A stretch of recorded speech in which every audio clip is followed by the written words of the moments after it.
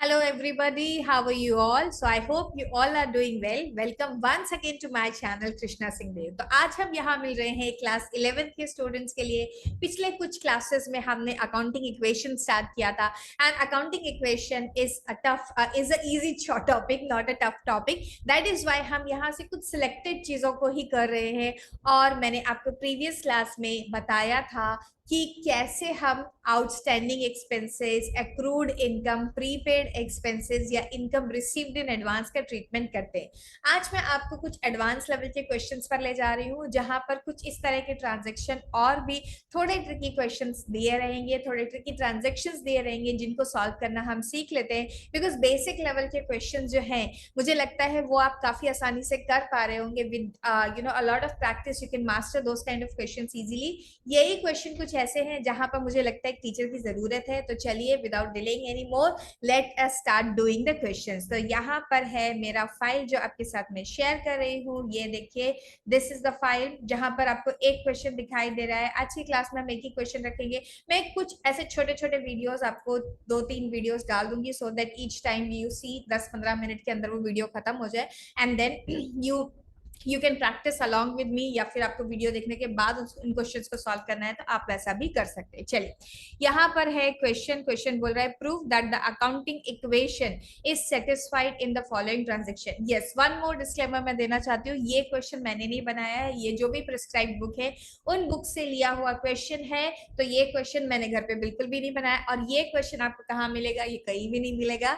हर एक चीज मत मांगा करो बच्चों, कॉन्सेप्ट क्लियरेंस के लिए हम यहाँ पे बैठे हैं। तो आप इसे यहाँ से ही स्क्रीनशॉट लेंगे और इसे मेरे साथ साथ सॉल्व कर लेंगे। अगर आपको मेरा सोल्यूशन भी चाहिए तो same way at the end मैं क्या कर सकती हूँ, मैं पॉज कर सकती हूँ थोड़ी देर के लिए, आप स्क्रीनशॉट ले लीजिए। बट मेरा सजेशन यही रहेगा कि आप स्क्रीनशॉट ना लें, आप मेरे साथ साथ सॉल्व कर लीजिए। चलिए, तो जब भी हम अकाउंटिंग इक्वेशन के क्वेश्चंस को पढ़ते हैं, हमारा सबसे पहला काम होना चाहिए क्वेश्चन की एडवांस रीडिंग करना और ये देख लेना कि हमारे असेट साइड के अंदर कितने सारे असेट्स आने वाले एंड लाइबिलिटीज के अंदर कितनी लाइबिलिटीज आने वाली है। तो चलिए देखते हैं। Brijmohan commences business with cash 1 lakh rupees. तो एक चीज तो मुझे समझ में आ गया कि मेरी एसेट के अंदर एक एसेट आ गई, कैश एंड कैपिटल तो है ही। बॉट गुड्स फॉर कैश 60,000, मतलब कि मेरे पास गुड्स का कॉलम एक और हो जाएगा। स्टॉक हो सकता है, इन्वेंट्री हो सकता है, कुछ भी बोल सकते हैं उसे। 1/3 of the above goods sold at a profit of 20% on cost. तो जो आपने 60,000 की गुड्स खरीदे थे उसके ऊपर 20% का प्रॉफिट ऐड करा और उसके 1/3 को आपने सेल कर दिया। इस 1/3 को सेल करने के बाद half the payment was received in cash. तो बाकी का हाफ क्या है? बाकी के हाफ के लिए ऑब्वियसली आपके क्या जनरेट हो रहे होंगे? डेटर्स जनरेट हो रहे होंगे। तो मेरे पास एसेट में अब 2 एसेट आ चुकी है। Purchase typewriter for office use. तो टाइपराइटर क्या है? Typewriter is a kind of asset. आपके पास एक थर्ड एसेट भी आ गई, typewriter. Purchase goods on credit, जैसे आपने परचेज गुड्स ऑन क्रेडिट किया, आपकी क्रेडिटर्स जनरेट हो गए और लाइबिलिटी के अंदर पहली लाइबिलिटी आ गई है। पेड टू एक्स, एक्स कौन है? वही क्रेडिटर है। Paid salary, salary is an expense, तो वो कैश और कैपिटल में से ही माइनस होता है किसी भी एक्सपेंस के लिए। जब तक कि वो प्रीपेड या आउटस्टैंडिंग ना हो, हम कभी भी अलग से कॉलम ओपन नहीं करते। Then commission receive, again it's an income. Income के लिए भी जब तक वो अक्रूड ना हो या प्री रिसीव ना हो, हम कोई भी कॉलम अलग से ओपन नहीं करेंगे। सोल्ड गुड्स फॉर कैश, जिसकी कॉस्ट थी 50,000 रुपीज। तो यहाँ पर गुड्स है और कैश है विच इज ऑलरेडी ओपन। तो मैं जब अपनी अकाउंटिंग इक्वेशन बनाऊंगी तो मेरा अकाउंटिंग इक्वेशन का सबसे पहला कॉलम होगा ट्रांजेक्शन्स का। ट्रांजेक्शन्स को हम लोग शॉर्ट फॉर्म में लिखेंगे। आप चाहे तो सीरियल नंबर का अलग कॉलम बना सकते हैं या इसी ट्रांजेक्शन के कॉलम में आप सीरियल नंबर लिख सकते हैं। तो देर आर ट्रांजेक्शन, देन उसके बाद आपकी है assets, and assets is equal to, काफी दूर में जाके मैं लिख रही हूँ, देखो, assets is equal to liabilities plus capital. Liabilities के बाद भी आपको काफी स्पेस छोड़ देना है। दो, यहाँ पर हमारे पास लाइबिलिटी के अंदर ओनली वन लाइबिलिटी है विच इज क्रेडिटर, और यहाँ पर मैं लिख रही हूँ कैपिटल। कैपिटल के अंदर तो एक ही चीज आती है। ओके, अब मैं इसका फर्दर वाइफिकेशन लिखूंगी। फर्दर वाइफिकेशन के अंदर है मेरे पास कैश, फिर उसके बाद मेरे पास था गुड्स, आप इसको इन्वेंट्री भी लिख सकते हैं, इसको आप स्टॉक भी लिख सकते हैं। फिर मेरे पास था डेटर्स। ओके, ये सारी चीजें मेरे किसका पार्ट है? ये सारी चीजें मेरे एसेट्स का पार्ट है। और यहाँ पर मैं क्रेडिटर्स लिख सकती हूँ या फिर एक्स भी लिख सकती हूँ, since I know the name of creditor. Okay, अब आप एक काम करेंगे, आप अपनी स्केल उठाएंगे और यहाँ पर बढ़िया से कॉलम्स बना देंगे। देखिए, प्रेजेंटेशन मैटर्स अ लॉट, तो कभी भी आप बच्चे जो लोग हैं वो कई बार बोलते हैं अरे कितने सारे कॉलम्स ड्रॉ करना पड़ रहा है, कितना मेहनत करना पड़ रहा है। तो बेटा सेवा करोगे तभी तो मेवा मिलेगा ना। कभी भी ऐसा नहीं हो सकता है कि आपने मेहनत नहीं करी और बिना मेहनत के आपको बहुत कुछ बड़ा मिल गया। हमेशा कुछ हासिल करने के लिए आपको कुछ मेहनत तो करनी ही पड़ती है, और कुछ नहीं, बहुत सारी मेहनत करिए। You are at such a young age, तो आप इसे अपने जीवन का उद्देश्य बना लीजिए कि आपको बहुत मेहनत करनी है और बहुत कुछ पाना है। ठीक है, चलिए, बहुत सारा ज्ञान दे दिया मैम आपने। आप तो अपने क्वेश्चन पे फोकस करिए। बिल्कुल कर रही हूँ बेटा, ज्ञान देना भी पार्ट ऑफ पार्सल ही है मेरे काम का, तो मैं कभी कभी ज्ञान भी दे देती हूँ। ओके चलो, यहाँ पर मैं कॉलम्स ड्रॉ करते जा रही हूँ, कॉलम्स ड्रॉ करते जा रही हूँ। थोड़ा सा शॉर्टकट कर लिया मैंने। ओके, यहाँ पर इस तरीके से हमारे सारे कॉलम्स जो हैं अब ड्रॉ हो चुके हैं। ओके, अब फर्स्ट ट्रांजेक्शन लिख देते हैं। शॉर्टकट में लिखना है आपको, पूरा का पूरा ट्रांजेक्शन यहाँ कॉपी करके नहीं आना है। तो ये ट्रांजेक्शन में हम लिख रहे हैं बिजनेस स्टार्टेड, और जब बिजनेस स्टार्ट होता है, बिजनेस स्टार्टेड के अंदर आप क्या लिखते हैं? बिजनेस स्टार्टेड के अंदर आप एक तो कैश आया, स्टार्टेड बिजनेस विद कैश, तो कैश के अंदर 1 लाख रुपीज को ऐड कर देंगे। 1 लाख रुपीज यहाँ ऐड हो गया, गुड्स के अंदर डैश, डेटर्स के अंदर डैश, क्रेडिटर्स के अंदर डैश, और कैपिटल में जाके 1 लाख रुपीज ऐड कर देंगे। फर्स्ट इक्वेशन के बाद ही आपको न्यू इक्वेशन बनाने की जरूरत नहीं है, क्योंकि अभी कुछ भी नहीं आएगा। तो आप पहली दो इक्वेशन लिख लिया करिए, उसके बाद न्यू इक्वेशन बनाया करिए। सेकेंड है bought goods for cash 60,000 rupees, तो आपने बॉट गुड लिखना है और कैश में खरीदा, तो यहां से हो जाएगा -60,000 और गुड्स के अंदर हो जाएगा +60,000। इस इक्वेशन, इस ट्रांजेक्शन का कोई भी इंपैक्ट लाइबिलिटी एंड कैपिटल के ऊपर नहीं पड़ने वाला है। ठीक है, चलिए अब मैं यहाँ पर लिखूंगी न्यू इक्वेशन। यहाँ पर मैं क्या लिखूंगी बच्चों? यहाँ लिखूंगी न्यू इक्वेशन। न्यू इक्वेशन में 40,000 के मेरे पास अब कैश बचा है, गुड्स है 60,000, डेटर्स का तो अभी तक खाता खुला नहीं, क्रेडिटर्स का भी नहीं खुला, और कैपिटल में कोई भी चेंज नहीं आया। तो इसको ऐसे ऐसा हम लोग क्लोज कर सकते हैं। चलिए, क्लोज कर दिया हमने। अब हम जा रहे हैं थर्ड ट्रांजेक्शन के ऊपर, एंड थर्ड ट्रांजेक्शन बोलता है सी, जिसका नाम है 1/3 of the above goods sold at a profit of 20%। Okay, तो यहाँ पे लिख देते हैं सेल्स। सिर्फ इतना लिख रही हूँ क्योंकि बड़ा ट्रांजेक्शन लिखूंगी तो बहुत लंबा ट्रांजेक्शन है। अब बहुत ध्यान से मेरी बात सुनना। 1/3 ऑफ द अबव गुड्स, कौन से 1/3? ये जो 60,000 के गुड्स खरीदे इसका 1/3, तो 60,000 डिवाइड बाई 3 करेंगे तो कितना हो जाएगा? 20,000। तो 20,000 की गुड्स हमने सेल करे। सबसे पहली बात याद रखना कि जब भी हम किसी ट्रांजेक्शन किसी गुड्स को सेल करते हैं, तो जो गुड्स वाला कॉलम होता है या इन्वेंट्री वाला कॉलम होता है, वहां से बच्चों हमेशा कॉस्ट को माइनस करते हैं। वहां प्रॉफिट का कोई काम नहीं होता, क्योंकि जितने पर लिखा था उतने पर ही माइनस करना है। तो जब मैंने गुड्स की रिकॉर्डिंग करी थी तो परचेज प्राइस में लिखा था परचेज प्राइस मतलब की कॉस्ट, तो उतने पर ही मैं माइनस करूंगी। तो 1/3 ऑफ द गुड्स मतलब 60,000 डिवाइड बाई 3 किया तो कितना हो गया? 20,000। 20,000 इज माई कॉस्ट, उतने के सामान को हमने बेच दिया है। ओके, लेकिन क्या ये सेलिंग प्राइस है? No, selling price is not this. तो मैं यहां पर आपको नीचे करके बताती हूँ कि cost of goods is 60,000 into 1/3 is 20,000, और हमने इसे सेल किया तो सेलिंग प्राइस कितना है? 20% अबव द कॉस्ट है। 20,000 प्लस 20% प्रॉफिट पे हमने सेल किया, तो इसका 20% कितना हो जाएगा? 4,000 रुपीज। तो 24,000 की गुड्स आपने सेल किए। अब इस सेल के दो हिस्से हैं बच्चों। सेल में से क्या हुआ? सेल में से आपने जो सेल करी आधा अमाउंट तो अभी मिल गया। ओके, तो कैश में आप कितना ऐड कर देंगे? 24,000 का हाफ, 12,000 रुपीज, और बाकी का कितने जाकर ऐड कर देंगे? डेटर्स में ऐड कर देंगे। तो बहुत ध्यान से मेरी बात सुनो। सबसे पहले हमें एसेट साइड में इसका ट्रीटमेंट कंप्लीट करना है। हम जाएंगे यहाँ पर ऊपर, हम प्लस कर देंगे 12,000 रुपीज किसमें? कैश में, क्योंकि 12,000 रुपए का रोकड़ा हाथ में आ चुका है। सॉरी, ब्रैकेट का साइन नहीं लगाएंगे, ब्रैकेट का साइन नॉर्मली जो है वो डिनोट करता है माइनस को। ठीक है, तो हम ब्रैकेट का साइन वहीं पर यूज करते हैं जहां पर माइनस होता है, दूसरी जगह पर हम यूज नहीं करते हैं। ठीक है, मेरा इरेजर जो है, ओहो, वो गलत जगह पर मिटा रहा है।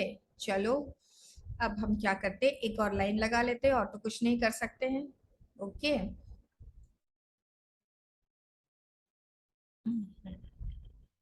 चलो, परेशानी का जो है हल निकल गया, थोड़ा टेढ़ा हल निकल गया। ओके, अब हमें क्या करना है, हमें 12,000 रुपीज तो यहाँ पर ऐड कर लेने हैं। 12,000 रुपीज में यहाँ पर ऐड कर लूंगी और 12,000 रुपीज ही में डेटर्स में ऐड कर लूंगी। अब एक बात बताओ, 20,000 यहाँ पर माइनस हुआ है एंड 24,000 प्लस हुआ है। तो अगर मैं नेट इफेक्ट की बात करूं, व्हाट इज नेट इफेक्ट, मतलब प्लस एंड माइनस अगर दोनों को देखूं तो नेट इफेक्ट कितना निकल रहा है, 24,000 माइनस 20,000, मतलब 4,000 रुपए अभी भी बच रहे हैं। 4,000 रुपए का क्या करना है, 4,000 रुपए का नेट इफेक्ट मुझे कहाँ डालना पड़ेगा, मुझे यहाँ डालना पड़ेगा +4,000 रुपीज। मैम ये नेट इफेक्ट वगैरह हमें समझ में नहीं आता, चलो ठीक है तुम्हारी लैंग्वेज में समझा देती हूँ। याद रखो मैंने क्या बोला था जब मैंने आपको अकाउंटिंग इक्वेशन पढ़ाई थी कि कैपिटल अकाउंट में क्या क्या चीजें ऐड होगी।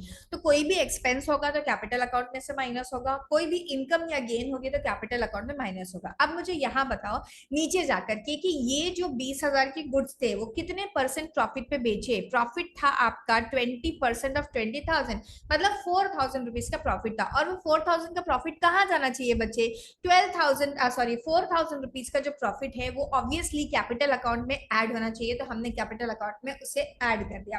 फिर से सुन लो, 20,000 की गुड्स जिनकी कॉस्ट थी हमने उन्हें 20% प्रॉफिट पे बेचा। 20% प्रॉफिट मतलब 4,000, और उसका आधा हिस्सा हमें कैश में मिल गया और आधा हमें अभी नहीं मिला है, मतलब कि हमारे डेटर्स जनरेट हो गए हैं। तो हमने क्या किया, हमने 20,000 माइनस कर लिया। कहां से, हमने गुड्स में से 20,000 माइनस कर दिया, 12,000 कैश में ऐड कर दिया एंड 12,000 हमने डेटर्स में ऐड कर दिया। और 4,000 का जो हमारा प्रॉफिट था उसको हम लोगों ने कहाँ ऐड किया, हमने उसे कहाँ ऐड कर दिया, हमने उसे ऐड कर दिया है भाई कैपिटल में, क्योंकि हमेशा जो गेन्स होते हैं या प्रॉफिट होते हैं वो कैपिटल में ऐड किए जाते हैं। तो ये मेरा जो कैश है 40 से 52,000 का हो गया, और जो मेरे गुड्स हैं वो अब 40,000 के हो गए क्योंकि 20,000 की गुड्स हमने बेच दिए। और 12,000 रुपीज का मेरा क्या हो गया है, मेरे नई एसेट आ गई है, डेटर्स आ गई है। तो देखो अगर मैं इनका टोटल लगाऊं तो 52 + 40 + 12 कितना होता है, 104, मतलब कि 1,04,000। और यहाँ पर भी मेरा जो टोटल है वो 1,04,000 आता है। हर अकाउंटिंग इक्वेशन, न्यू इक्वेशन बनाते टाइम न्यू कैपिटल लिख दिया मैंने। आपको हमेशा चेक करना होता है कि ये इक्वेशन जो है वो टैली कर रही है या नहीं। अगर टैली नहीं कर रही इसका मतलब डेफिनेटली डेफिनेटली आपने कोई मिस्टेक करी होगी। चलो अब हम जाते हैं नेक्स्ट पर। हमने ए कर लिया है, हमने बी कर लिया है, हमने सी कर लिया है, डी क्या है, purchase typewriter for office use. Okay, typewriter office use के लिए खरीदा। तो हमने, ओहो मैम ने एक मिस्टेक कर दी, मैम ने टाइपराइटर का कॉलम नहीं बनाया, लेकिन यहाँ पर मेरे पास जगह है तो मैं टाइपराइटर के लिए एक कॉलम ऐड कर लेती हूँ। बेटा आई एम सो सॉरी, अगर आप मेरे साथ साथ कर रहे थे, आपके पास हो सकता है जगह का प्रोविजन नहीं हो, तभी आप मेरे पर खूब सारा गुस्सा कर सकते हैं, because yes it is my mistake. Okay, सब जगह मुझे यहाँ डैश डैश डैश लगाना था। अब टाइपराइटर परचेज किया। ओके, सो टाइपराइटर परचेस्ड में मुझे क्या करना है, कैश में से एक तो मैं माइनस करूंगी, कितने का टाइपराइटर परचेज करा गया है, 15,000 का टाइपराइटर परचेज किया गया है। 15,000 का टाइपराइटर परचेज किया गया है और इसे यहाँ पर मैं ऐड कर लूंगी। इसका कोई भी इम्पैक्ट जो है वो कहाँ नहीं आएगा, वो लाइबिलिटी साइड या कैपिटल साइड में नहीं आने वाला है। दोनों के दोनों जो इम्पैक्ट है वो यहीं पर आ गए हैं। चलो अब हम निकाल रहे हैं new equation. And what is new equation, new equation is 52,000 minus 15,000, सो 37,000 का हमारे पास बचा है बच्चों कैश। और हमारे जो स्टॉक था वो अभी वैसा का वैसा ही है, कोई फर्क नहीं पड़ा। 12,000 के डेटर्स भी वैसे के वैसे, ओनली नई एसेट आ गई है 15,000 की, और ये है 1,04,000 की कैपिटल एज इट इज। तो अगर हम देखें कि 37 + 40 + 12 + 15, तो क्या ये 1,04,000 होता है, आंसर इज यस। इसका आंसर 1,04,000 आ रहा है। और क्या यहाँ पर भी 1,04,000 आ रहा है, यस। चलिए अब हम चलते हैं नेक्स्ट ट्रांजेक्शन की तरफ। नेक्स्ट ट्रांजेक्शन क्या बोल रहा है हमसे, नेक्स्ट ट्रांजेक्शन बोल रहा है, ये हमारा डी हो गया E, purchase goods on credit from x 25,000। हमने गुड्स परचेज किए क्रेडिट पे, गुड्स परचेज ऑन क्रेडिट।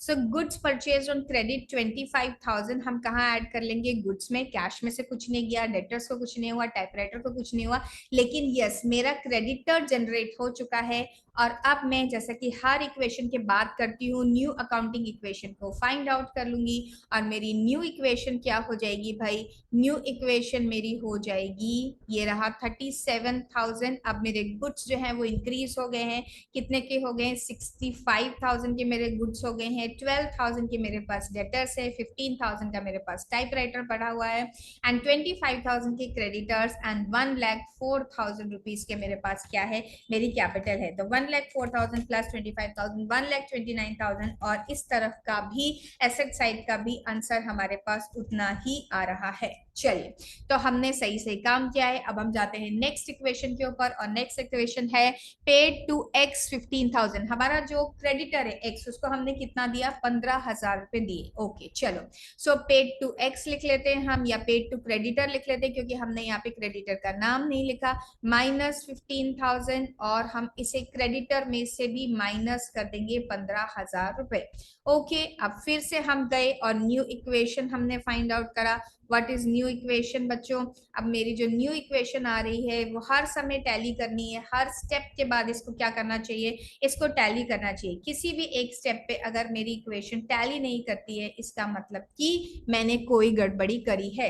तो 37,000 में से अगर मैं 15,000 माइनस करती हूँ तो मेरे पास बचे हुए हैं 22,000 रुपीज इन हैंड, 65,000 के मेरे पास गुड्स हैं, 12,000 के मेरे पास डेटर्स हैं एंड 15,000 रुपए का मेरे पास टाइपराइटर है। और डेटर्स जो मेरे पास, सॉरी क्रेडिटर्स जो मेरे पास 25,000 रुपए के थे, उनको मैंने पेमेंट कर दिया 15,000 का, तो 10,000 के मेरे पास क्रेडिटर्स बचे।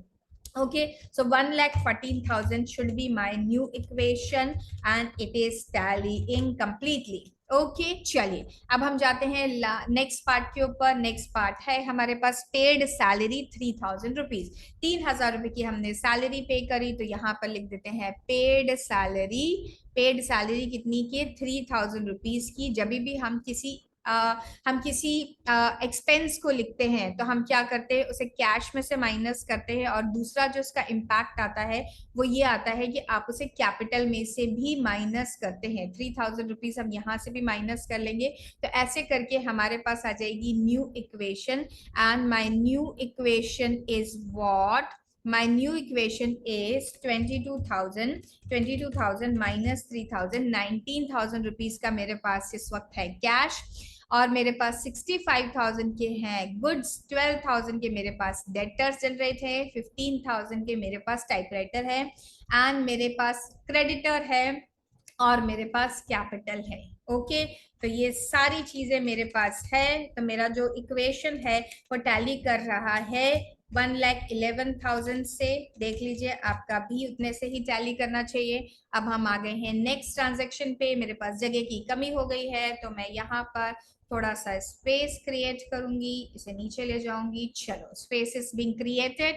नेक्स्ट ट्रांजैक्शन क्या है भाई? Commission received. ओ यस, इनकम हो गई है हमें। कमीशन रिसीव्ड कितना है? 500 रुपीज का। तो हम यहाँ लिखेंगे commission received. Okay, commission received obviously cash में मिला होगा तो 500 रुपए आपको क्या करना है, यहाँ ऐड कर देना है। और जैसा हमने पहले प्रॉफिट के साथ किया था, जो भी इनकम्स एंड गेन्स होती है हम उसे कैपिटल में जाकर क्या करते हैं बच्चों, ऐड कर लेते हैं। ओके, तो हम क्या करेंगे, उसे कैपिटल में ऐड कर देंगे, बाकी जगहों पर कोई भी फर्क नहीं पड़ेगा। तो अब मैं निकालूंगी न्यू इक्वेशन और मेरी न्यू इक्वेशन कितने की हो गई? 19,500 का। अब मेरे पास क्या है बच्चों? मेरे पास 19,500 का है कैश, मेरे पास 65,000 की है क्या स्टॉक, 12,000 का मेरे पास क्या है, 12,000 रुपीज के मेरे पास डेटर्स है, 15,000 का मेरे पास टाइपराइटर है, 10,000 के मेरे क्रेडिटर हैं एंड 1,01,500 की मेरी है कैपिटल। तो क्या 19,500, 65,000, 12,000 and 15,000 is equal to 1,11,500? Yes. And what is 1,11,500 ma'am? वो है बेटा क्रेडिटर्स एंड कैपिटल का टोटल, मतलब कि आपका लाइबिलिटी एंड कैपिटल का total is equal to the total of asset side. Okay, अब हम पहुंच गए हैं लास्ट इक्वेशन पे, लास्ट ट्रांजैक्शन पे। सोल्ड गुड्स फॉर कैश 60,000 जिनकी कॉस्ट थी 50,000। जब तक कुछ लिखा नहीं होता है कि सोल्ड गुड्स फॉर कैश, हम उसे कैश नहीं कंसीडर करते, लेकिन यहाँ पे कैश डायरेक्टली लिख दिया तो 60,000 रुपए का तो मेरे पास कैश आ गया, लेकिन ये गुड्स में से 50,000 ही जाएगा क्योंकि इसकी कॉस्ट जो थी वो 50,000 ही थी। बाकी का बचा हुआ 10,000 का प्रॉफिट है। कैसे प्रॉफिट है? क्योंकि 50,000 के गुड्स हमने अगर 60,000 में बेच दिए हैं, इसका मतलब देयर इज प्रॉफिट। ओके, तो हमने गुड्स सोल्ड करना है, गुड्स सोल्ड फॉर कैश यहाँ पर लिख दिया और इसके बाद हम लोग लोग क्या बना लेंगे, we will even make new equation and this is going to be our final equation. Final equation बच्चा कितने की आ गई हमारे पास है 19,500 प्लस 60,000 रुपए कैश आ चुका है। तो 79,500 is the cash we have receive and 65,000 के गुड्स में से 50,000 के गुड्स हमने सेल कर दिए। तो 15,000 के goods are being left and 12,000 का हमारे पास था डेटर, अभी तक वैसा ही है। 15,000 का टाइपराइटर भी वैसा ही है। 10,000 के क्रेडिटर्स भी वैसे ही हैं। और ये कितना हो गया, ये था 1,15,100, उसमें 10,000 ऐड हो गया तो 1,25,000 का हमारे पास क्या आ गया है, हमारी कैपिटल होगी। तो 1,25,000 रुपीज 1,15,100 प्लस 10,000, सो 1 लाख, सॉरी 25,000 नहीं है, calculation mistake, calculation mistake, calculation mistake. 10,000 यहाँ पर ऐड किया तो 1,11,500, ओके 1,11,500 प्लस 10,000 होता है 1,21,500। और उसमें से अगर मैं 15,000, 12,000, 15,000 एंड 79,500 माइनस करूँ तो जीरो बचता है। इसका मतलब मेरी जो फाइनल इक्वेशन है वो भी टैली हो गई। फाइनल इक्वेशन चाहे तो हम ऐसे भी लिख सकते हैं 1,11,500 प्लस 10,000, 1,21,500 इज इक्वल टू 1,21,500, ऐसे करके भी हम इसे बता सकते हैं। ओके, तो इस तरीके से हमारा जो क्वेश्चन है सॉल्व हो गया। ये क्वेश्चन जो है थोड़ा सा ट्रिकी था। क्यों रीजन इसका ट्रिकी, क्योंकि देखिए यहाँ पर एक तो ये वाला पॉइंट मैं इंपॉर्टेंट बोलूंगी कि 1/3 ऑफ द अबव गुड्स, और दूसरा जो आपको बार बार कैश जो सेल बता रहे हैं कॉस्ट अलग एंड सेलिंग प्राइस अलग, तो उसका भी बहुत बार मिस्टेक कर देते हैं बच्चे सॉल्व करते टाइम, तो उसको भी आप ध्यान से यहाँ पर पढ़ के कर लोगे। तो I hope with this question must be very clear to you. अगर आपने अभी तक मैं एक काम करती हूँ, मैं अपने आप को छुपा लेती हूँ, मैं यहाँ से चले जाती हूँ, I will switch off my video and then आप यहाँ से इसको स्क्रीनशॉट लेकर के इस क्वेश्चन को अपने पास रख सकते हैं। आप इसे बाद में अपने आप से सॉल्व कर लीजिएगा अगर आपने अभी तक सॉल्व नहीं किया। And for reference for checking you can look over here to find out whether your answer is correct or not. Okay, चलिए अब मैं यहाँ से अपने आप को दोबारा ले आती हूँ और स्टॉप शेयर कर देती हूँ। ये एक ही क्वेश्चन मैंने रिकॉर्ड किया है so that you can refer to this video multiple time अगर जरूरत है तो। वैसे तो मुझे मालूम है आप सब इंटेलिजेंट है, आपको इसे मल्टीपल टाइम देखने की कोई भी जरूरत नहीं है, आप इसे आसानी से एक ही बार में देखकर कर पाएंगे। ठीक है, चलिए तो we will meet once again with some more tricky questions. बस 1 या 2 वीडियो आने वाले हैं, ज्यादा से ज्यादा 3 वीडियो, उसके बाद मैं इसे वाइंड अप कर दूंगी और हम लोग जर्नल एंट्रीज की तरफ चले जाएंगे। चलिए तब तक के लिए bye, have a great day. और यस, चैनल को सब्सक्राइब करना मत भूलिए, वीडियो को लाइक एंड शेयर करना मत भूलिए। हम आते रहेंगे और भी काफी सारे अच्छे अच्छे कॉन्सेप्ट के साथ so that your study becomes more stronger. चलिए बाय।